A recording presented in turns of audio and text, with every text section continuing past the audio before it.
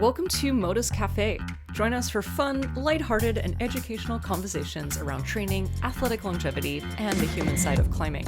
With your hosts, Mercedes Pollmeyer and Katja Dev. All right, so in today's episode, we're going to talk about when should you start training?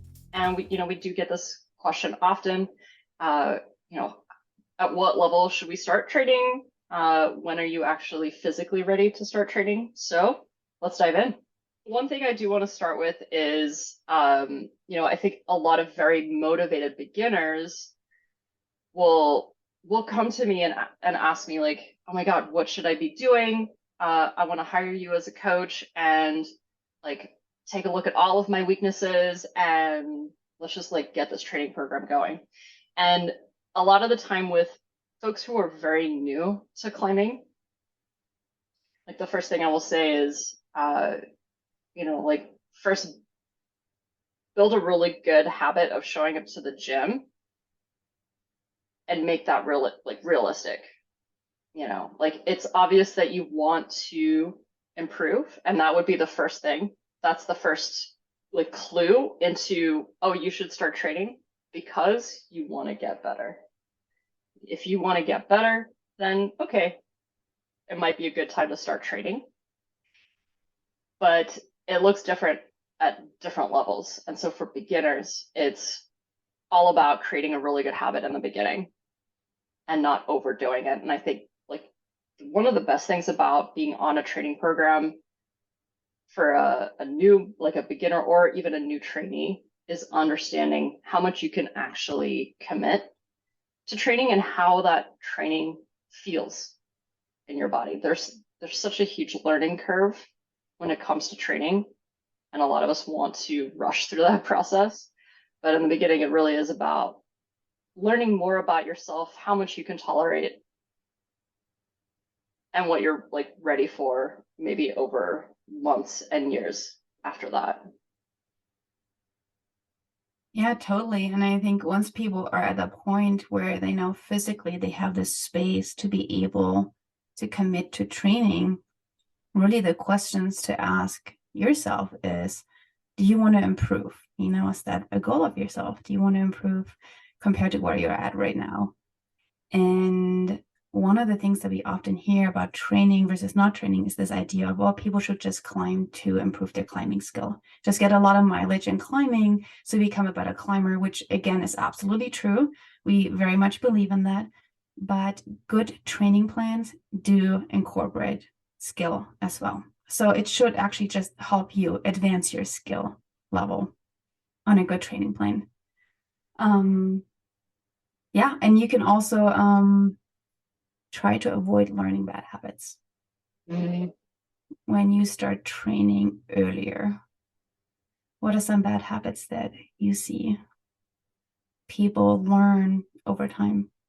Yeah, I would say the bad habit, or maybe it's a misconception of how much time needs to be given to improve in climbing or any sport for that matter. And it's a little insidious that we need to show up for several hours, several times a week. And so to me, that is a bad habit. Thinking that more is better and feeling tired is good. That you should leave the gym not being able to hold onto the steering wheel, because your skin burns, your arms are so fatigued. In future podcasts, we're going to talk about fatigue and when is the appropriate time to chase that fatigue. But in general, we don't want to be chasing that fatigue. We do want to try hard. Trying hard is very different to chasing fatigue. And so that is one, I think, kind of the first thing to learn or unlearn is how much time and effort do you need to give to a session to see improvement. And I think a training plan really teaches you that. I don't know how many people have told me, Mercedes, I have never trained so less and seen so much improvement. And because we're letting your body rest, it is this such a huge misconception. And that rest might feel lazy. And there's different ways of resting. We're not saying don't do nothing. you know, still show up and do something to move your body. But rest is really where all of the adaptation happens. And so as a beginner trainee, I think that is one of the biggest lessons you might learn is volume management and how that affects you within even just a couple months. Like you'll see noticeable improvements. Yeah, I have to laugh because I feel like you were talking to me. I mean, you are talking to me, but I feel like that's the biggest lesson I learned when I was, starting to train with you, which I have trained with others before, but I always felt like I wasn't doing enough, and I always wanted to add more. And I remember I kept telling myself, you are paying her, trust.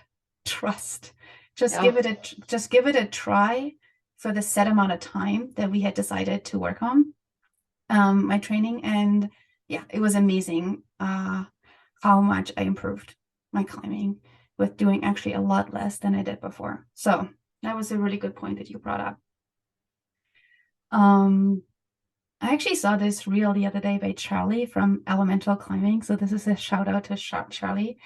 He was talking about the difference between training versus exercise. So maybe that would be a good comparison to bring up right here in terms of when do you think you are ready for training.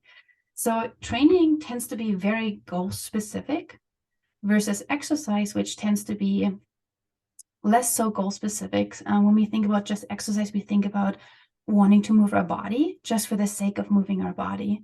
But when we think about training, we tend to have very specific goals in mind.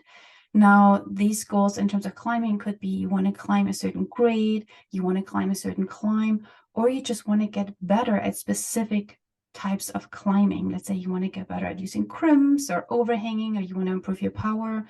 All of that are some specific goals, and there's obviously lots more.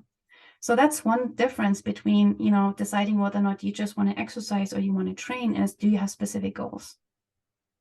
And the second point is progression or progress, which is when we are in training plans, because it's so structured. Essentially, that's the big difference is training plans are so structured.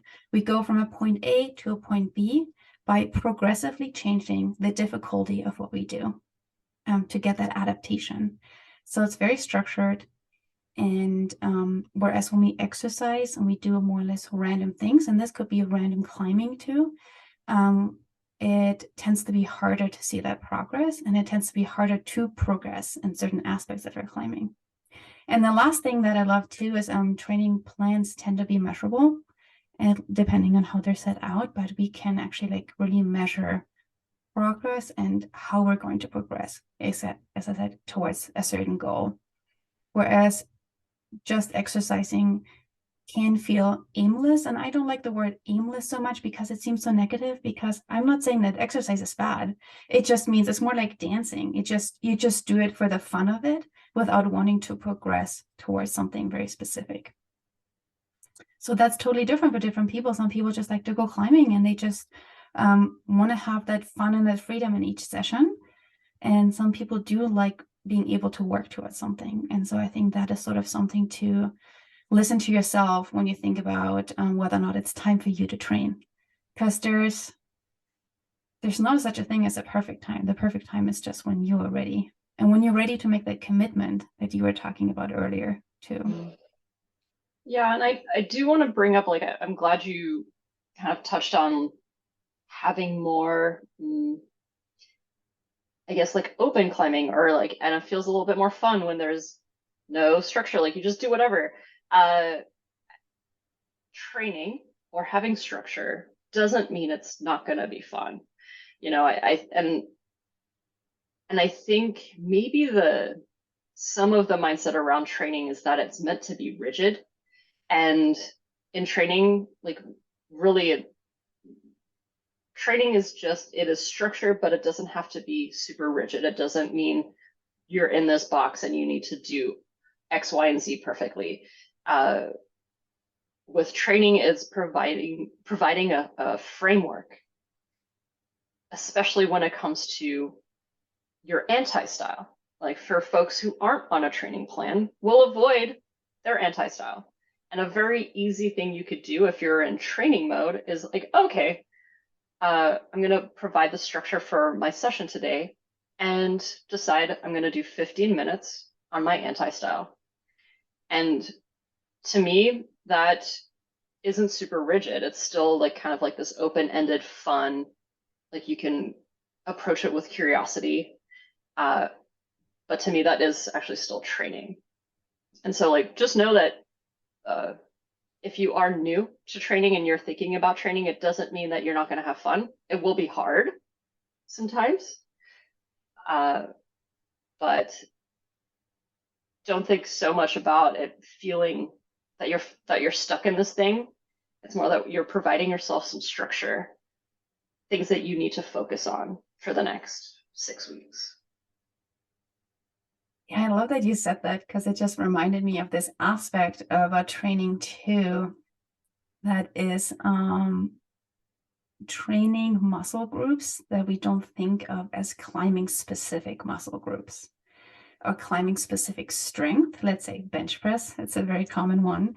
But one thing that is certainly very important for anybody who wants to improve in climbing is just to be a very healthy, strong athlete in a very well-rounded human kind of way. It's kind of building this space or this foundation for your climbing is it is working on your general strength as an athlete, and not just your pulling muscles and not just your fingers. And certainly legs are very important in climbing, which is another aspect I think that people tend to forget. Yeah. Yeah, that longevity aspect is so important, especially for the clients that we have, that we work with. That to me is always at the forefront. Like, what is going to help this person long term? Because it isn't just about now, it's about 5-10 years from now. What can we help them learn? And kind of like these bad habits, like in the beginning, like what are some things that we can help them change so that they can climb for as long as possible, or just be active and be able to play with their kids for as long as possible. Yeah, and certainly not to prevent, because we can't prevent injury, but to reduce the risk of injury that goes along with that too. Yeah.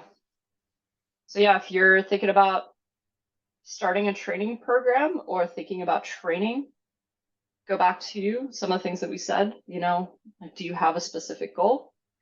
Are you excited about getting better?